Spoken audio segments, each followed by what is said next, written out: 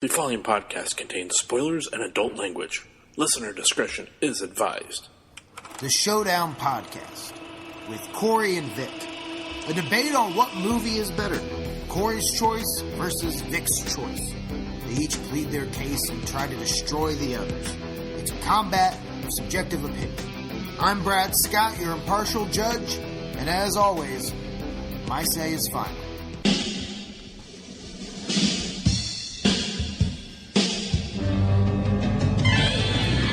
Welcome to the Showdown Podcast.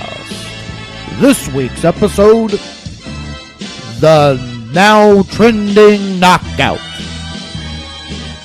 In one corner, Corey Vietnam was my Vietnam Miller and his film St.Vincent, and his opponent in the other corner, Vic Long Dong Silver Miller and his film Zack Miri Make a Porno. With your host and referee, Brad Scott, let's get ready to podcast.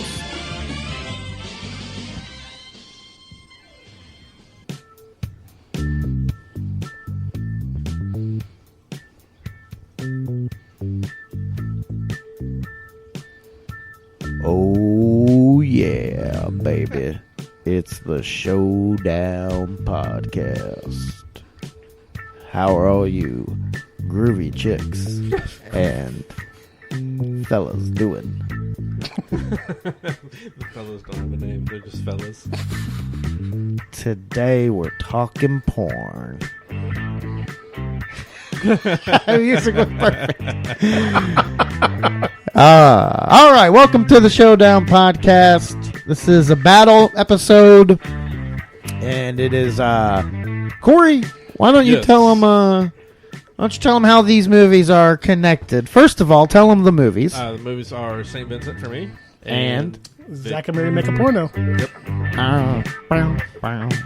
We got these. These two were selected because we thought we'd go with something that's on Netflix, and we needed a genre. Brad picked the now trending, and so it was. Thought we'd get better selections than this. My mistake. Yeah, we thought we would. Well, I mean, if we were a TV show podcast, we would have some damn good selections. Yeah, my list was practically all TV shows. So was mine. I had Sleepy Hollow and this, and St. Vincent were my only choices, pretty much. How do we have two completely different now trendings? I don't know. It's weird. Because I had this. I had. If you looked at them at different times, I had Maybe. yours. is it connected to your Facebook account? Do you have Netflix and Facebook connected? Maybe I don't it's think so. I think it may be connected by what you watch. Like if you watch more TV shows. We have like 5 people on our Netflix, so. Yeah, I mean, there's a few on the one I'm on too. So we were both limited. So this is going to be an interesting battle. It's certainly going to make it challenging. And yeah, we tend to like things that go together. This is a little bit different. So Oh, they're both comedies. yeah, well, in a way, Supposedly. I don't know. I think Zack and Miri is more of a drama. Oh, Jesus, here we go with that crap again. take out the porn music Take out the porn music. It's and all the porn. You have a serious kids show.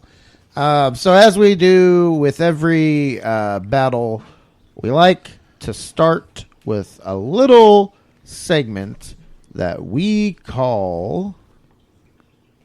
Brad has to skip through. If you're self-employed, you're probably keeping track of the miles you drive so you can write them off on your tax. You would think you'd have this saved on your phone. I will. And now, the Showdown Podcast presents Brad's History. Seth Rogen's one of my favorite comedic actors of all time. I don't know if I've seen him in a movie I didn't like him in. Bill Murray, I love. I've seen some movies I didn't care for, but I still love Bill Murray.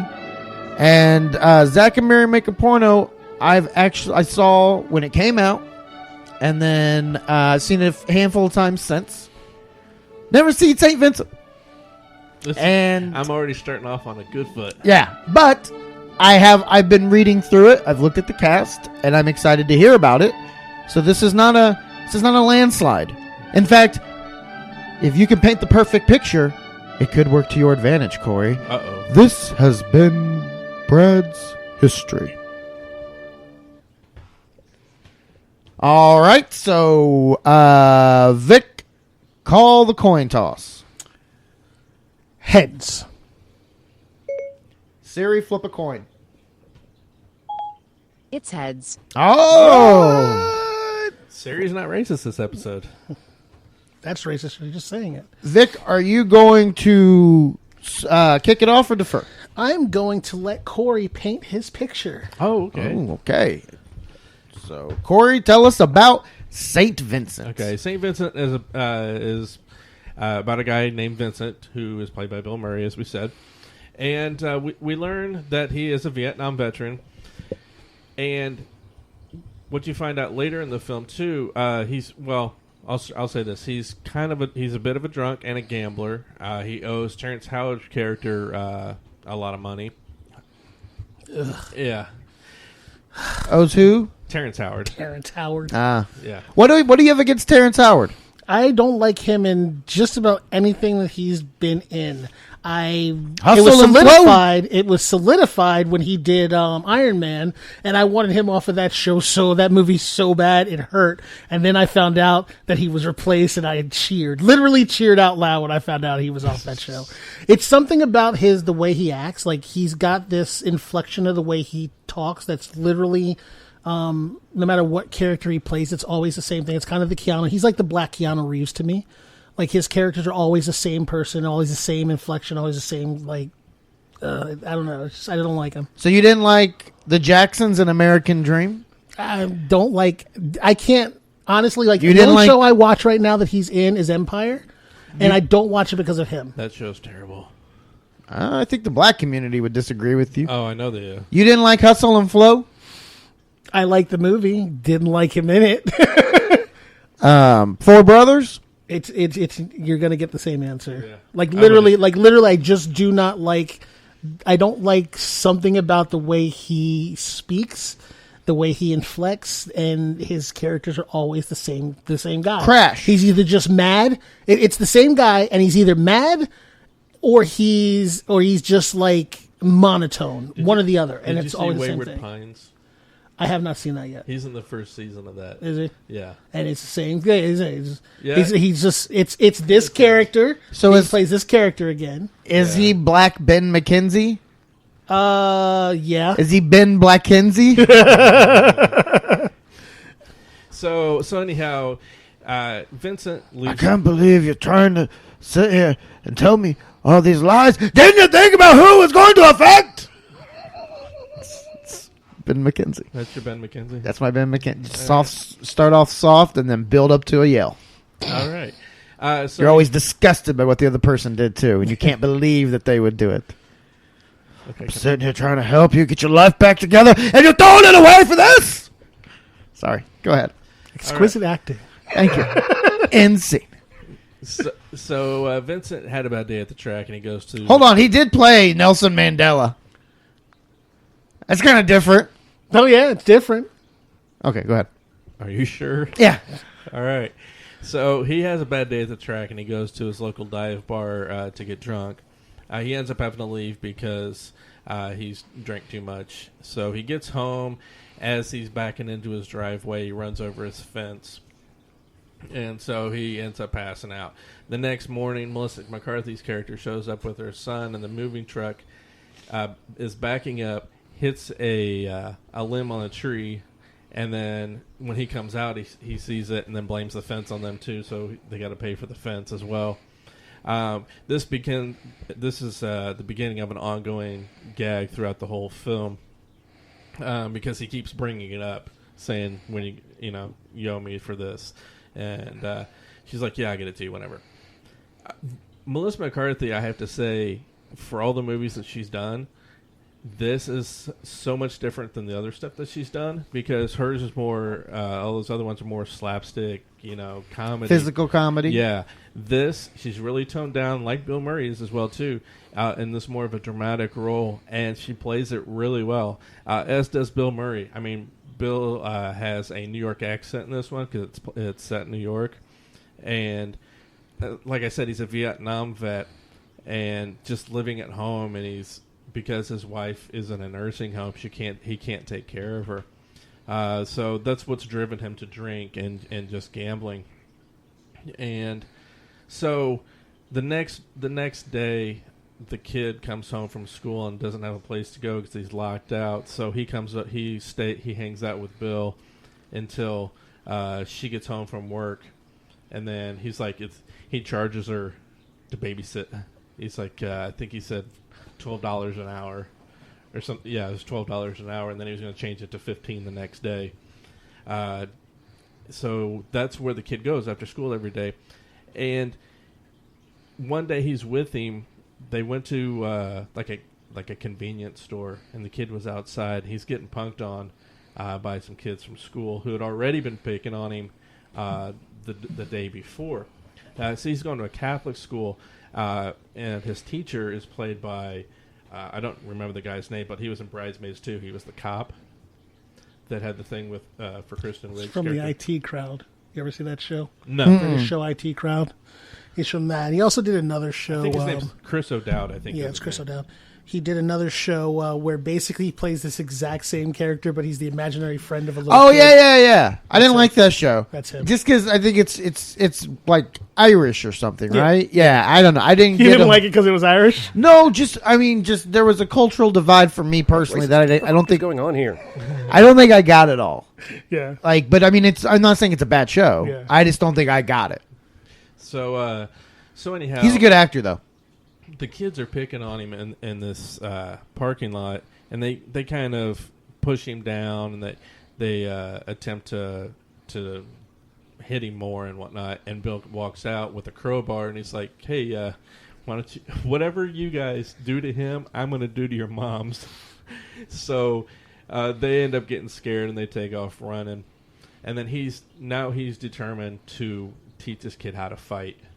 And he ends up teaching him the only way he knows how is to duck down low with your palm up and just upstrike him right in the nose. He basically teaches him the second part of like the old Vietnam kill him with put their nose in their brain death move from like the 70s.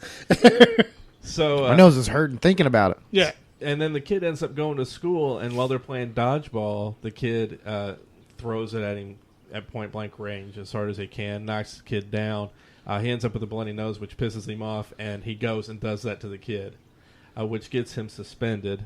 And the other kid, they were having to clean the toilets as Melissa McCarthy came in and was explaining everything that was going on. So they kind of had a bonding moment, and the kid had more respect for him. So his whole attitude towards him changed. Meanwhile, one of the days that the kid had spent with Bill Murray's character, they go to the track, and at the track he teaches him how to bet, and what the trifecta is, and so he picks a trifecta and hits it, and wins like $8,000 or something like that. So they go and they have a good time during the day, and then he ends up putting the money that he won. He opened up a savings account for the kid and put all the money in there. It was 20. Well, that's how much they had left. That's how much they had left afterwards. He had $2,700 left. He paid off his. He had to pay off to that too. His $100.10 bank account, so he could close it. He's skipping over a bunch of like the funnier parts of the thing. Tell him. It's a good movie. Okay, I'm going to start off by telling you it's a good movie, and you should watch it. So I'm going to help him. Okay, I'm gonna throw my chin out for him a couple times here. So there's a scene at the beginning of the thing which starts off a very big string of things for him, which is an ongoing thing during the course of the thing. He's sitting in front of a banker, and he's like, "Hey, I need this loan to get money to help pay for my wife's medical expenses." He's like, "Well, you're upside down in your house, all this stuff." He's like, "Well, there's nothing we can do for you." He's like, "It is what it is." And he's like, "What? What'd you just say to me?" And he's like, "It is is what it is. He goes, you know what it is? What it is means I'm fucked, and I'm gonna continue to be fucked. So he gets up and walks away. He goes up to the teller, and the tellers at banks are always that person that's gonna get yelled at, even though none of it's their fault. And she's like, "What can I do for you?" So he's like, "I want to close my account." He's like, "Can I ask why?" He's like, "Look, I don't want to bitch you out because you're just a cog in the wheel." He's like, "So just close my account." She's like, "That'll be $100.10." And she's like, "Okay, I'll take it." She's like, "No, you owe us." He's like, "What?" She's like, "It is what it is." So he hates this bank. Then he ends up going back to it and fixes his account with the money that the kid won and puts it into the bank. Continue. Okay, so anyhow, she, at the same time this is all going on, Melissa McCarthy gets a letter. It's a court summons because the kid's dad wants to get full custody, and he's found out that he's been staying with Bill, or being babysat by Bill Murray's character, which they use against him, saying, he's a drunk and a gambler and whatnot. Also, in the very beginning, there's a scene where he's having sex with this Russian hooker played by Naomi Watts. And Bill Murray is? Yes. So you find out she's pregnant. It never says whether or not it's his kid or not, but he ends up paying her, and they're kind of like on a more serious relationship than just some standard hooker to John. And so later on, during this court thing, they show a picture of the kid with her, or talking to her, so that he lives with this prostitute, and so, which is all news to her, and she's got no idea. So there's a rift between her and Bill Murray's character because of all this, and that he never said anything. Hold on, where are you at? Oh, that's the court battle. I skipped the part. I haven't talked yet about the. You're all over the place, dude. Yeah, he had a stroke. When Terrence Howard's character showed up to collect money, he has a stroke. Damn it! I was gonna give him shit to tell him to let you tell your story, because maybe there was a reason you had skipped over a part, but you skipped over him having a stroke. Yeah. Well, it's coming back around. All right. So they go through the whole physical therapy. He's pissed off because he doesn't want to be there, and not only that, things aren't working out. So he battles through it and all. And I mentioned the tree and the fence at the beginning. Well, Melissa McCarthy this is before they got mad at each other, has these cards, and she's trying to get him to read the cards, what's on the cards. There's a tree. He goes, money. And she goes, no, it's a tree. He goes, no, that's what you owe me for my tree. And then she holds up a fence. He goes, money. She looks at, did you do this on purpose? Because it's so funny, because both pictures were just related back to that, and he just related to money. I always thought that was funny. Anyhow. So anyhow, they're fighting. Now we fast forward to when she's mad at him, and I think I feel it. Fast forward to when he's... Yeah. Oh my god, I saw this and I'm confused as to what the fuck you're talking about. Anyway. Just for your plot, go ahead. Okay. So, anyway, there's the plot with the kid is not done yet.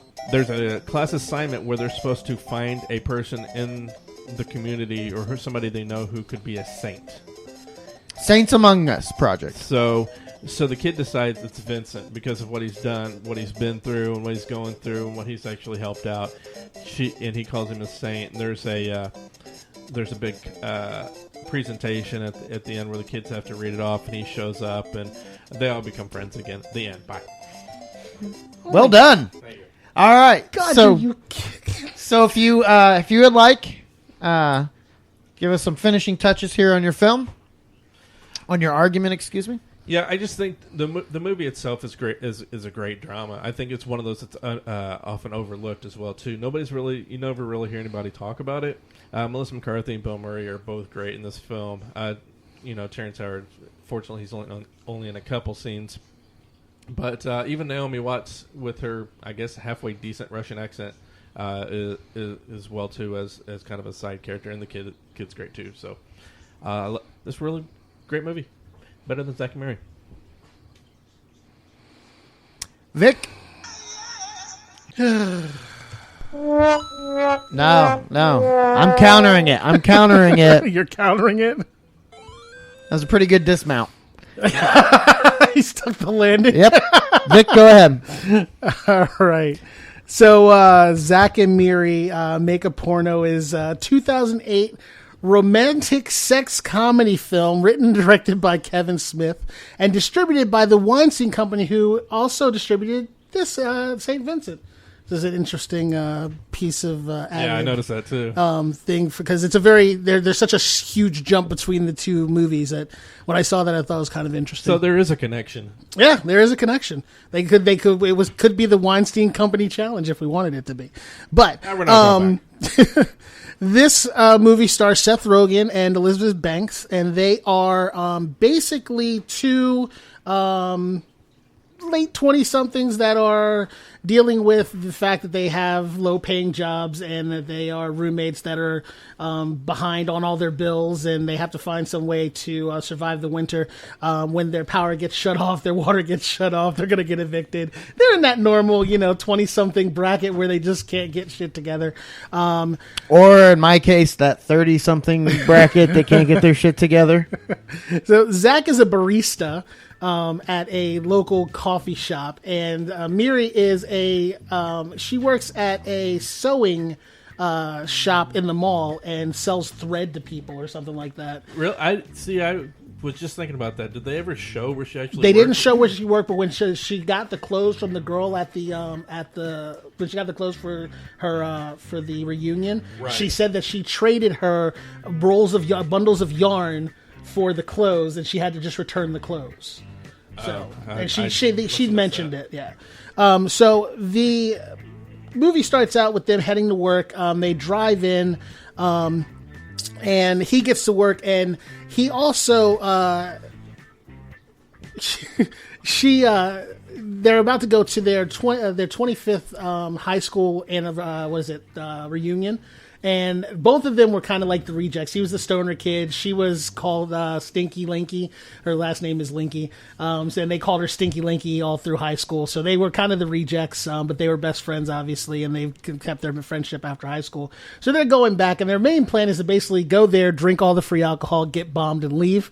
But her one mission is to find the one kid, the star football player who tormented her and started the Stinky Linky name, and she wants to seduce him, fuck him, and then kick him out. Play by Superman. Yeah, Superman.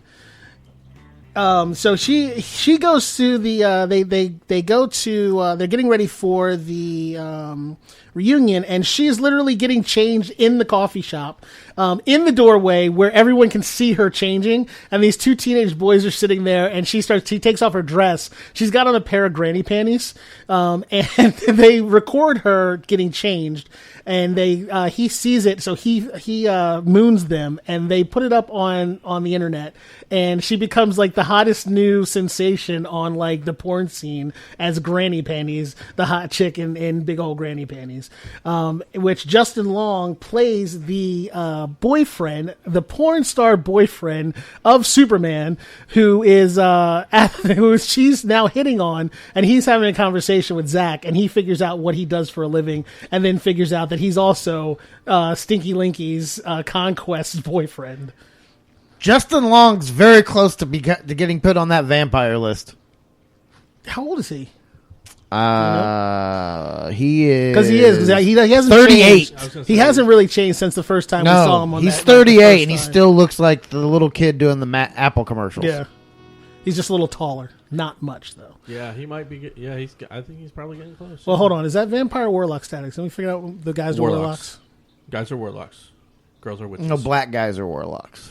Oh. I think. Let's just make them all vampires again. Last week it's going to get too hard to keep Last up. week it was white guys. It was guys what do you and mean, warlocks. Vic? What do you mean last week? What you mean maybe a few weeks ago, possibly? No, it was last week's show. Was it? The conversation was on last week's show. As we're recording this, last week's show. Okay.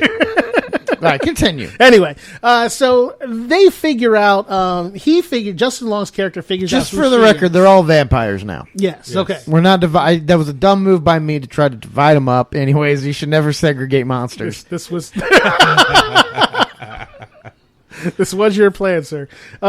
So Justin Long figures out who she is and is like, I never thought I would meet and he does this weird, like, bad, like, gravelly porn star voice that drives me fucking nuts. But it drives me up to the point of, like, laughing at it. He does it so badly. But he's, like, impressed that he's met Granny Panties, so he wants her autograph. And she's like, I don't know what the fuck you're talking about. He's like, you're the hottest thing on social media right now. So she's all embarrassed, and she figures out that her conquest is gay. She gets pissed off, and so they all just go get drunk. So they go home. She's in the shower. The water shuts off in mid-shower.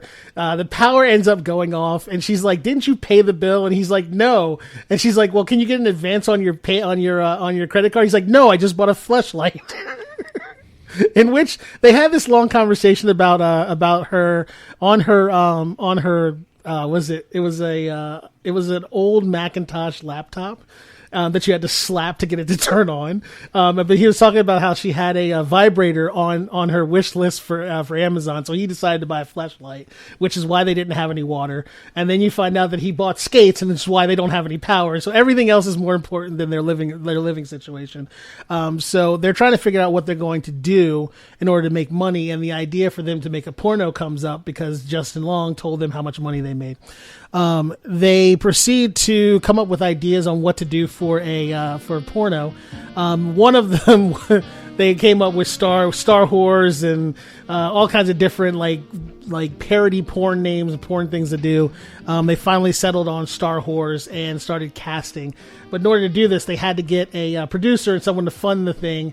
So his co-worker, who was about to go buy himself a big screen TV on Black Friday, because he wasn't working on Black Friday because he's a black man, and black men should be able to shop on Black Friday. Played by I never know this. Craig Robinson. There you go. For the record, I knew that. For the record. So he talks him into doing it by explaining to him that he gets to help test the titties. Yeah, test the titties. He gets to test the titties, which he does not touch the titties because he's married and he doesn't do that kind of thing. But he does get to see the titties, so he's super happy that he gets to see the titties. And he says titties about this many times, if not more, through the course of that one scene. And explains to one of the actresses that he's there to check out the titties, and or whatever she wanted to do, and she strips in front of him, and he's like, "God bless you." So he's so happy. So they go through and they test a number of people for the position. Katie Morgan, Tracy Lords, actual porn stars. Katie Morgan's hot. Oh yeah, she is like one of the top porn stars. You should have seen her before the boob job. She's still hot. No, I know, but I think she looked better before the boob job. Not that I ever saw. Carry on. I was never here. Tell us more about it, Corey. That little frog tattoo on her hip bone. You never saw that either, huh? Nope. I mean, I don't know what you're talking about. Now back to this movie. Yeah, Vic, get back to the story. So Tracy Lords, who is, I guess, probably one of the most iconic porn actresses. Probably in history, considering that she was one of the youngest starting porn actresses. They didn't know how old she was when she started doing porn, when she was like 16. And she's probably the reason why they have the age limit for porn stars now. She had a rough life in the beginning. Oh, yeah. I read her autobiography a few years ago, and it's pretty fucked up what happened. Tell us more, Corey. I can't remember. Go ahead, Vic. I don't know details. So they get those two. Her name is Bubbles, and she can do an interesting trick, which was kind of funny. She can literally blow bubbles from her vagina. Her name Bubbles. Craig Robinson, he just kind of leans in, and he's like, her name's Bubbles. Just to emphasize it. They get Jay Muse, who is the hetero life mate of the director and writer of this movie. He's also one of the stars in the movie. And he plays Lester the Molester, which I don't know why he thinks that's a positive name, but he doesn't realize that that's not a bad name. And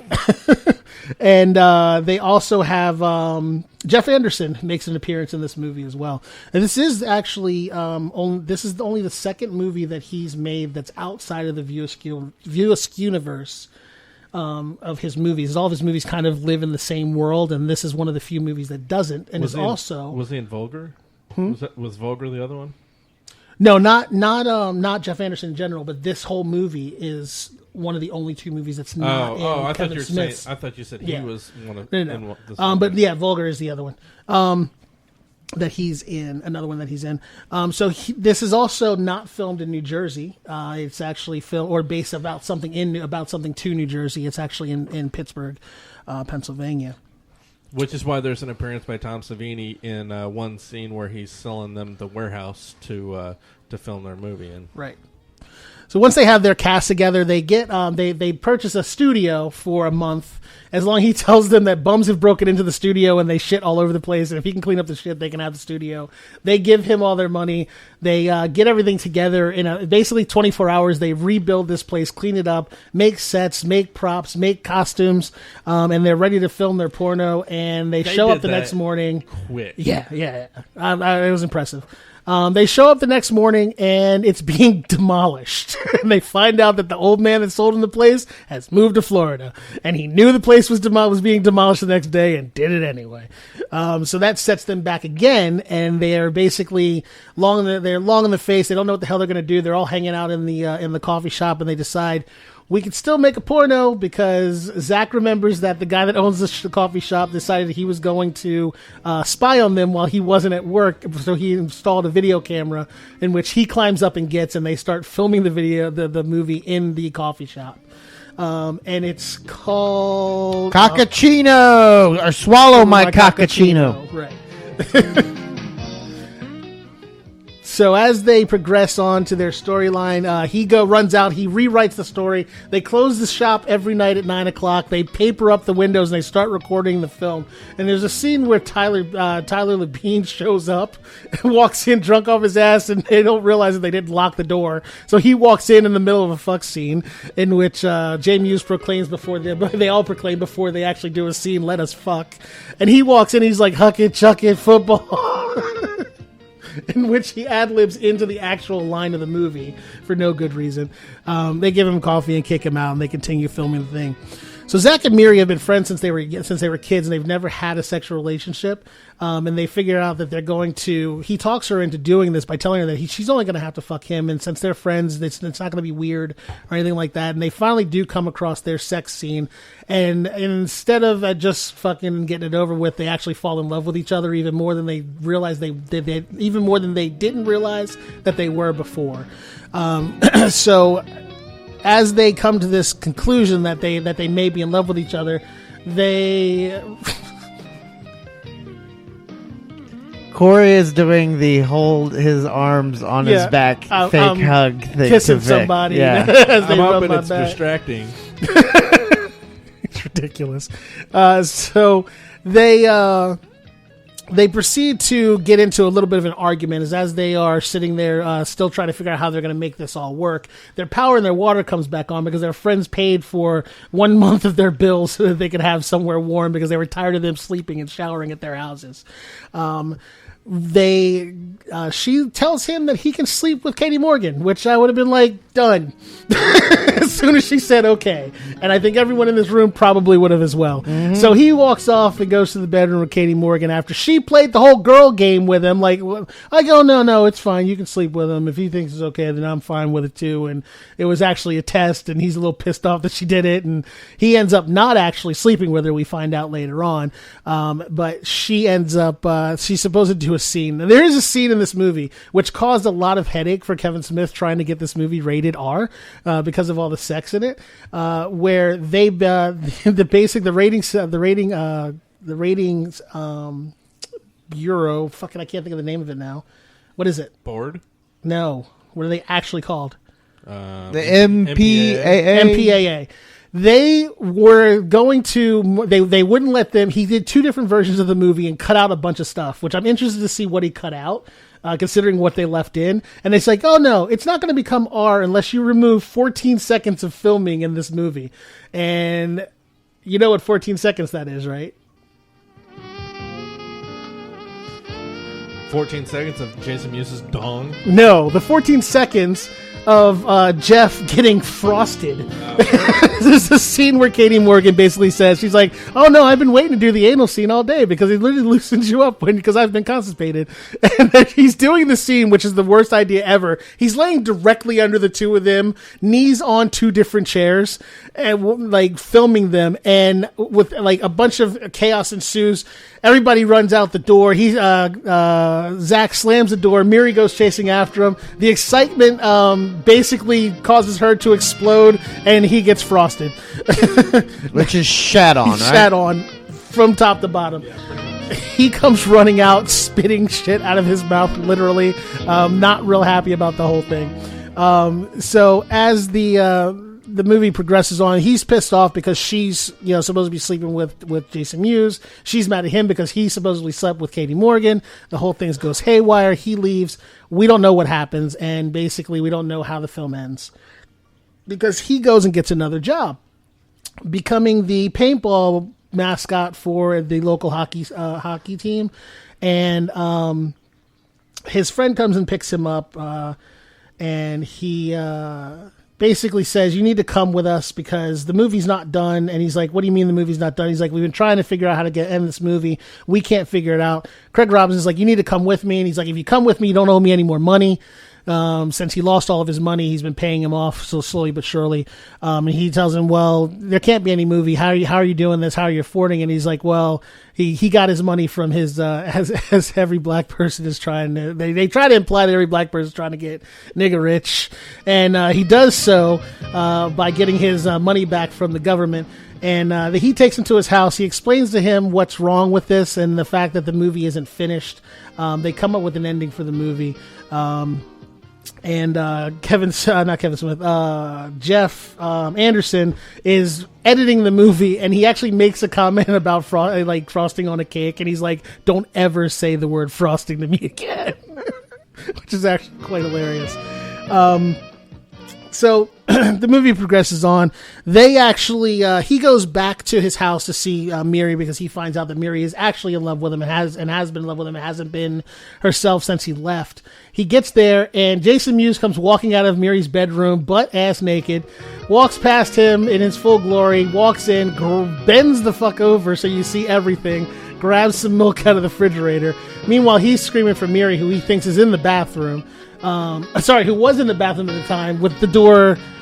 What do they call this? Like, this is driving me nuts because I've never heard. What is it? I don't know what they say, but it's like the door is closed over. That's what closed it was. over. Yeah, I've never heard this before, but they use it like it's a normal thing. Is this something you know of? Mm-mm. Okay, so if the door is closed all the way, it's closed. But if it's closed most of the way, it's just closed over. So they get into this argument several times that she doesn't close the door when she's taking a shit, but she just closes it over. So he's trying to find her. He goes into the bathroom. She screams at him. He's like, you didn't close the door. She's like, it was closed. He's like, no, it's closed over. He walks over, Jason Mewes walks by and explains to him, like, she was in that room, but I moved in that room because she's missed your smell, so she moved into your room. He realizes that she does love him. He loves her. They hug, they kiss, they go in the bedroom, they probably fuck, they live happily ever after.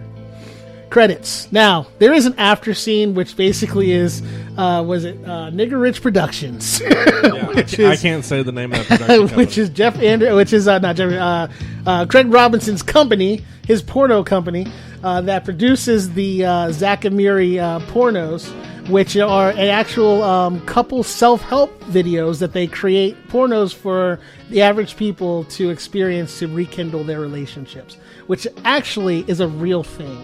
Of course. In a very big industry, apparently. Yeah, you porn. Yeah. So Corey knows all about it. So they do kind of a commercial, like their full commercial about their movie, and about their business. They do other movies as well. Yeah, and they show you all the different parodies that they've created over the years to make their millions of dollars, and everyone lives happily ever after. So that is my movie in a nutshell. Were you done? Were you done? Yeah, pretty much. You'd already fucking rung the bell. After these messages, we'll be right back. Tickets are on sale now for the 3rd annual Shocktober in Irvington presented by the Obsessive Viewer podcast. Join the hosts of the Obsessive Viewer on October 14th, 2016 at the Irving Theater for a one-night event screening of short horror films, including the premiere screenings of J.P. Lex the Roman, the latest entry in his cross-mediumed Elsewhere World universe, as well as the latest slasher from Snapshot Productions and Billy and Brandon Watch Movies. All of this and so much more. Come celebrate the horror genre in the historic Irvington area and get a chance to meet the filmmakers with live interviews after each screening. You can also win DVDs, Blu-rays, and gift cards to Irvington businesses. Tickets are on sale now at shocktoberinirvington.com. All proceeds will go directly to the Irvington Historical Society. And we will see you at the Irving Theater on October 14th. That is, if you dare.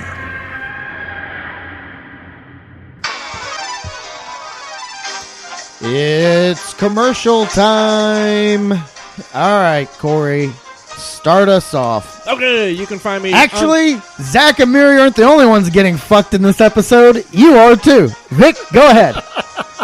You can find me at MillerKing51 on social media.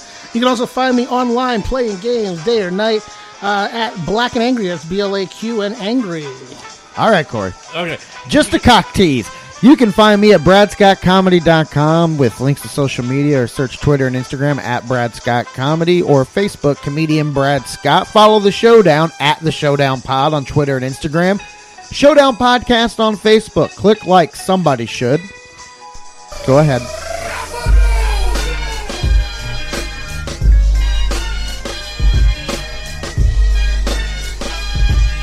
It's my turn again. Don't forget to send us emails at the Showdown Podcast at the Showdown Pod at gmail.com. I just got John Cena by him.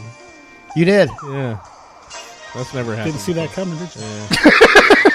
Anyway, you can find me on Letterboxd and Twitter at NKOGonzo. All right, let's get back to the show and find out who won the now trending knockout. I'm Television's Dave Landau, and you're listening to the Showdown Podcast. I really wish these guys would stop bringing my name up.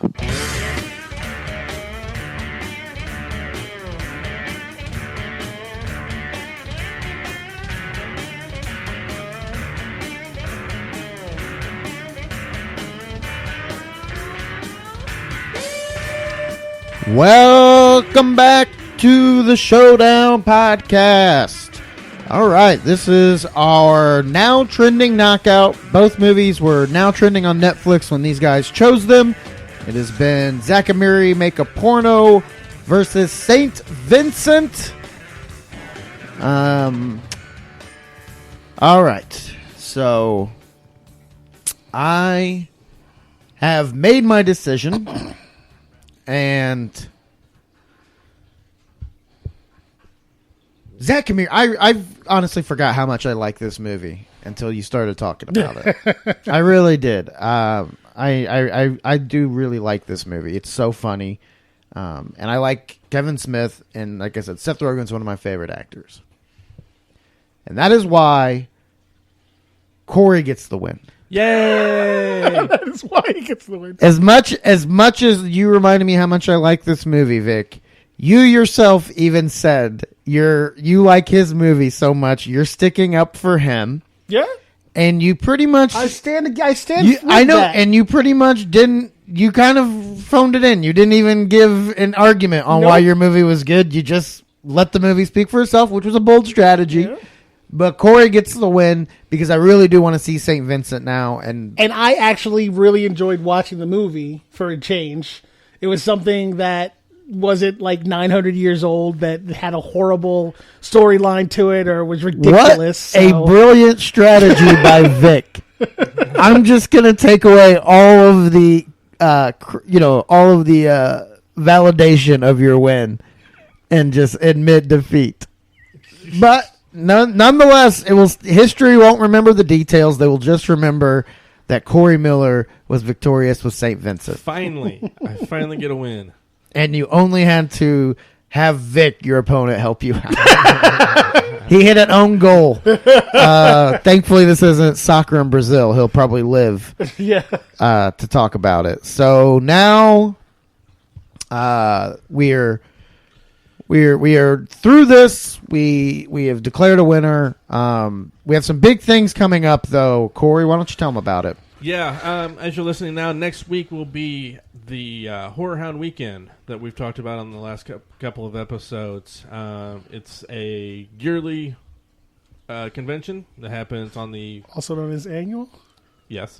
On the east side of town every year. They do it here, they do it in Louisville, and I think they still do it in Cincinnati. They may have stopped doing that one, but I know they do those too. This weekend, there's a lot of big names that are going to be here. We're going to be there. We're going to be walking around. It almost sounds like he's saying we're big names the way he said that. No. I'm talking about the guests that they have on the site. You can go to. Well, no, but you did say there's big names that are going to be there, and you immediately followed it with "we're going to be there." Oh yeah, I guess I kind of did. Who's going to be there, Corey? So who's going to be there is a good question. Pam Grier, who we've had Jackie Brown on the show. We've done that movie. She's a star of that movie. She's going to be there. One of my movies, and I believe a winner. I can't remember. Michael Rooker, if you saw the latest Guardians of the Galaxy, he's in that, as well as Mallrats, another Kevin Smith movie. And The Walking Dead. Oh, yeah, he was. Is he Carl? No, he's Merle. He's Merle? Merle. He was also in Henry Portrait of a Serial Killer, which is a great movie. I suggest that one. There's going to be a few reunions, film reunions. Fright Night. The stars Chris Sarandon, Amanda Bierce are both going to be there, along with William Ragsdale and Stephen Jeffries. I'm not sure how you say his last name. So that's a big reunion there. Also, Child's Play reunion. Oh, my daughter's going to love that. Yes. You got Catherine Hicks, who was, I think she was the babysitter. The one the first person that dies from Chucky gets pushed out the window? No, she lives. I think she's the main babysitter, like, chick. Then that's Child's Play 2. Like his older sister in the foster home. Oh, that's right. That was 2. Because in 1, the babysitter, it's his mom's friend who's covering for her, and she gets pushed out the window. Okay, maybe it's the mom. Maybe she played the mom then. Okay. Christina Leese, who was in Child's Play 2, she was the sister. Okay. She's going to be there. Alex Vincent, who played... Alex. And Brad Dourif is going to be there as well, too, who did the voice of Chucky. Oh, yeah. Along with his daughter, Fiona, who was in one of the sequels, Curse of Chucky. That's a good movie. Yeah, it's a good movie. I just watched that last year again. And also another Daniel Bisutti, who was also in Curse of Chucky. She's also in this movie. Holy shit, Amanda Bierce is going to be there? Yes, Amanda Bierce is going to be there. You may also know Amanda Bierce from Married with Children. Oh, yeah, Marcy. Marcy Darcy. Yeah. I have a personal story that I will tell you off air about her that involves my family. Okay, well, I just don't want to do it on air. Way to fuck the audience. Well, it's either way. I'm surprised. Like it's just funny. I'll tell you when. Yeah. Okay. There's also a Wishmaster reunion. This is a kind of a little-known horror film from I think it was the early 90s. Ted Raimi, brother of Sam Raimi, director of the Spider-Man trilogy and Evil Dead. He'll be there along with the star of Wishmaster, Andrew Divoff. He was also on episodes of Lost. He was playing one of the bad guys. And Robert Kurtzman, who you met last year, Brad, at Horror Hound. He did the creature design for Tusk. Oh, yeah. I took a picture with that Tusk. So he's going to be there, along with Tammy Lauren, who's also in Wishmaster. Now, I mentioned Ted Raimi was going to be there. He was also in Candyman, and we're going to have the director of... Not we. They are. We're going to have the director of Candyman there, Bernard He just tried to inject us into this. I know, I did. Any way he possibly can. Tony Todd, star of Candyman. I was waiting to see how long he was going before he got to that. Yeah, he'll be there as well, too. Now, one of Vic's movies from a previous episode, Rocky Horror Picture Show, starred Barry Bostwick. He's going to be there. That's Mr. Mayor to you. Okay. I love Barry B. I cannot wait to meet him. I just want to shake his hand. I would love a photo, but I will understand if I'm not worthy. But I am going to approach him as Mr. Mayor. All right. Now, did we do Monster Squad on the show? Yes. Yeah. I thought you so. lost with it, I believe. Yep. Okay. Well, the director of Monster Squad, Fred Decker, is going to be there. Are you going to feel shame when you're around him? No. That you didn't represent his movie very well? I might, yeah. But, yeah, he's going to be somebody I want to meet. He's also the director of Night of the Creeps, which they're having a reunion as well, too. Tom Atkins will be there. He was also in Halloween 3. I don't know if you remember that one. That's the one without Michael Myers. And Sounds awful. Oh, no. If you just if you watch it and forget about Mike Myers, it's a great film. Yeah, it should be easy to do with Halloween. Yeah. Don't look at it as a horror movie. You have to look at it as a comedy. It's a comedy, yeah. If you take away the creepy music and all the bloodshed. No, but he's also in that, and that's great. It's a great film. There you go. I was wondering. Okay. Jason Lively, who's also in Night of the Creeps, he was also in European Vacation. He was Rusty in European Vacation. Okay. He's going to be there, along with Jill Whitlow and Alan Kaiser, who were both in Night of the Creeps as well, too. And we've got, let's see, one other guy, Steve Marshall, also from Night of the Creeps, will be there. All right, I'm going to stop going through these. It's actually, there's several more, but that's a huge list and reunions. Just a small Did you cross kind section of- on top of it. Well, did you kind of gloss over a big one? That maybe there might be a Scream reunion? No, they're not even listed on here. You said that, though. I know. Well, they've just been announced, but they're not on the website yet. Okay, well, we can still announce them then, right? Yeah, I just forgot about it. Okay, so David Arquette and Jamie Kennedy will also be there as well, too. Two of the biggest stars of Scream and probably two of the biggest names on this list of people who are going to be there. But no, let's go through Creepmaster and the director of photography and the guy who did craft services on the Wishmaster in 91. Craft services. I did see this. This was just announced. You know who else is going to be there? No, who? Hustle Gang's gonna be there. For shizzle. Yeah, so anyway, they also have Mask Fest going on as well, too, which is great to see. If you ever get a chance to go through there, it's a bunch of different companies who make their own masks and for sale. Most of them pretty expensive, but the details. I was going to say, yeah, they're very, very well made. Oh yeah, these things are amazing.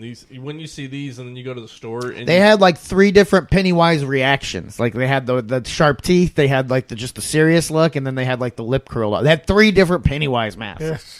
Yeah, it's like you see those, and then you go to the store at around Halloween time, and you see them. It's like these are junk. Well, I saw that. I was like, man, this is a mask of a champion. Right. Yeah, yeah. It's like you don't. They even threw the Michael Myers mask all the way in the back. They're like, you're a loser. Whatever. Are you looking at their website by chance? Yeah. You realize David Arquette is like the top thing up there? Like literally the second person on the thing. Well, my pictures aren't there. They were there a second ago. I was just looking at your screen. They're not there. Look. You're so bad at the little things we ask you to do. I know. You had one job, Corey. Thank you for listening. We appreciate it. This has been the Showdown Podcast. Congratulations to St. Vincent. It is the winner today. We sincerely do appreciate each and every one of you that listen each and every week. Keep following along with us. We have some great Survivor Series episodes coming up. We have Horror Hound next week, and I'm sure we'll have a wrap-up show for that as well. Make sure you go to horrorhoundweekend.com for all the info. Yep, and make sure you stop by and say hi to us if you see us walking around there with equipment that won't work and getting footage that'll never be heard or listened to or seen. I posted mine. So yeah, thank you again. On behalf of Corey Miller, Vic Miller, I am Brad Scott. We have been the Showdown Podcast. We'll talk to you next time. This surely is a dream. Ronald McDonald and the Chicken McNuggets in Making a movie. Is the star ready? Just a minute, All right, makeup. Makeup! Let's film the big sauce jump now. Jumping! Camera rolling! Cut! Cut! It's on! Guess that's the end of our movie. It's a good time for the great taste. Well, at least you're on television.